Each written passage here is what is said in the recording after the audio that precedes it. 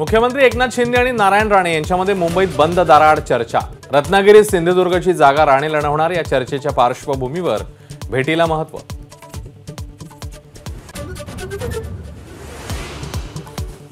शरद पवारांचाच जरांगेंना वारंवार फोन। पवारांच्या सांगण्यानुसारच जरांगे वागतात। आरक्षण कार्यकर्त्या संगीता वानखेडे यांचा गंभीर आरोप।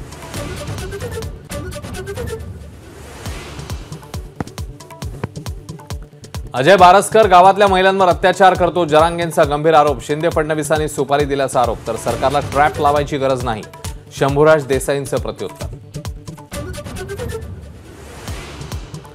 आंदोलनात वृद्धांच्या जीवाला काही झाल्यास जरांगे जबाबदार, मंत्री भुजबळांचं प्रत्युत्तर। जरांगे कोणाचीही पर्वा करत नसल्याची टीका।